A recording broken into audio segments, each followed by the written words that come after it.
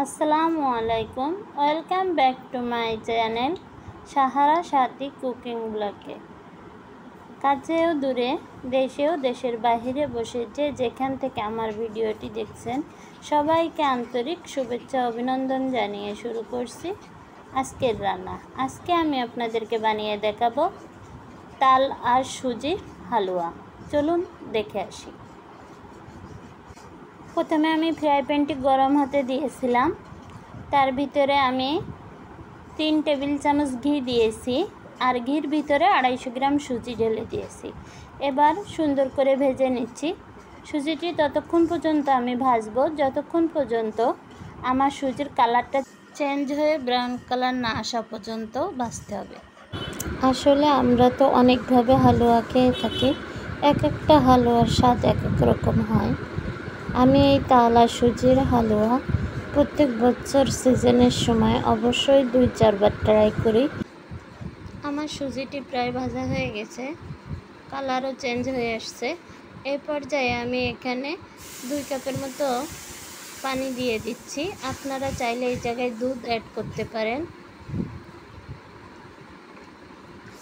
খুব দ্রুত নাড়তে হবে, না হলে দলা পেকে যাওয়ার একটা চান্স থাকে। এর ভিতরে আমি লবণ দিয়ে দিচ্ছি স্বাদ মতো।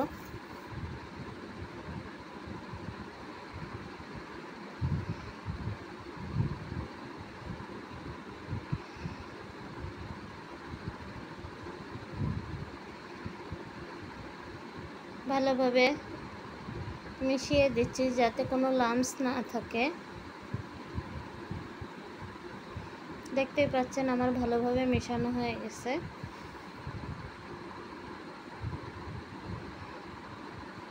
এই পর্যায়ে আমি চিনি দিয়ে দিচ্ছি।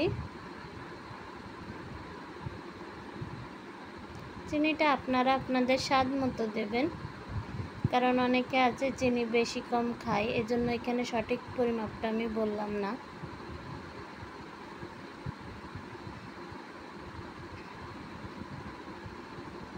এখানে যদি আপনারা দুধ দেন তাহলে আপনারা 1 কেজি দুধ জ্বালিয়ে হাফ কেজি করে তারপরে দেবেন। যেহেতু এর সাথে তালের রস যাবে, সেটাও পানি পানি, এজন্য এখানে পানির পরিমাণটা বা দুধের পরিমাণটা কম দিতে হবে। এ পর্যায়ে আমি তাল দিয়ে দিচ্ছি।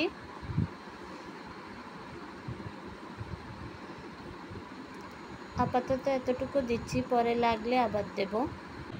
আপনারা যারা এখনো পর্যন্ত তালের রস দিয়ে সুজি খান নাই, একবার হলেও এই রেসিপিটা দেখে ট্রাই করবেন।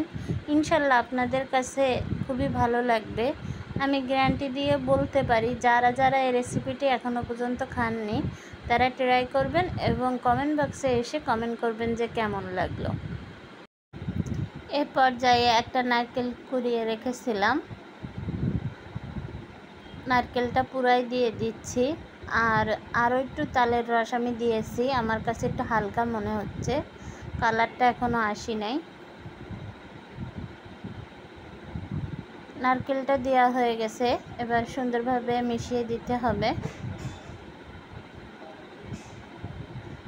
এই পর্যায়ে নাড়া একদম থামানো যাবে না। সবসময় হালুয়া রান্না করতে যে জিনিসটা কষ্টকর হয়, মানে হাত ব্যথা করে নাড়তে নাড়তে, কারণ থেমে গেলেই তো পোড়া লাগবে আর স্মেলটা ভালো লাগবে না, পুরো একটা গন্ধ, হালুয়ার স্বাদটাই নষ্ট হয়ে যাবে। যাই হোক, নিরিবিলি বানাতে এসেছি রাত্রেবেলা। আমি কিন্তু এখন প্রায় রাত 10টা বেজে গেছে। আপনারা ভিডিও দেখে হয়তো টাইমটা অনুমান করতে পারবেন না।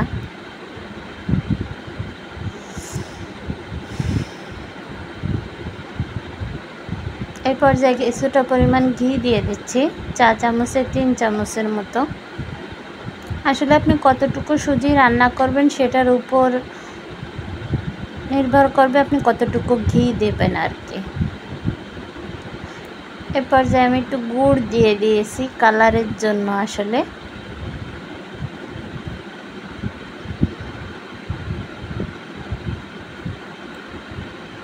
যাতে কালারটা সুন্দর আসে।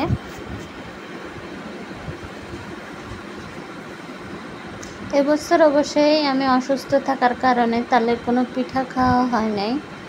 আমি তালের রস বের করেছিলাম পিঠা খাবো সেই জন্য, কিন্তু সবই ফ্রোজেন করে রেখেছি। আস্তে আস্তে পিঠা বানিয়ে আপনাদের সাথে শেয়ার করবো ইনশাল্লাহ, আল্লাহ যদি বাঁচিয়ে রাখে। আমার হালুয়ার কালারটা কিন্তু খুবই সুন্দর এসেছে।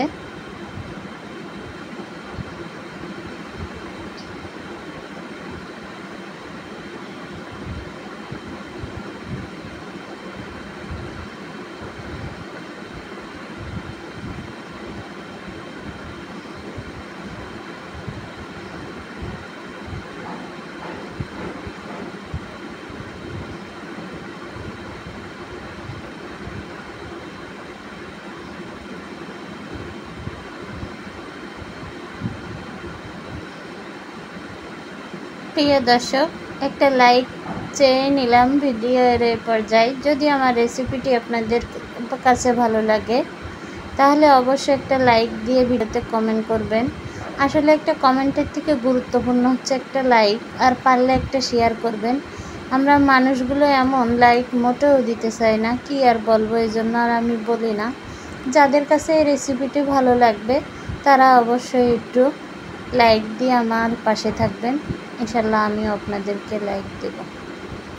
আমি সবসময় যারই ভিডিও দেখি না কেন আমি লাইক দিই, তারপরে ভিডিও দেখি, তারপরে কমেন্ট করি।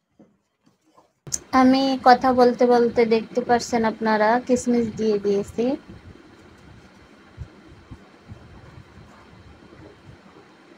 আর কিছুটা কিশমিশ বাদাম ভেজে আগের থেকে উঠিয়ে রেখেছি, সেগুলো পরে দেব আর কি, যখন আমি হালুয়াটা পরিবেশন করব সেই সময়।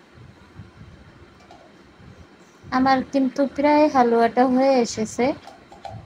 এই পর্যায়ে আমি আরও 2 চা চামচ পরিমাণ ঘি দিয়ে দেব। দেখা হচ্ছে পরবর্তী নতুন কোনো রেসিপি নিয়ে। সে পর্যন্ত সবাই সুস্থ থাকবেন, ভালো থাকবেন। আল্লাহ হাফেজ। আর ভিডিওটি ভালো লাগলে অবশ্যই চ্যানেলটি সাবস্ক্রাইব করে পাশে থাকবেন, বেল আইকনটি অন করে দেবেন।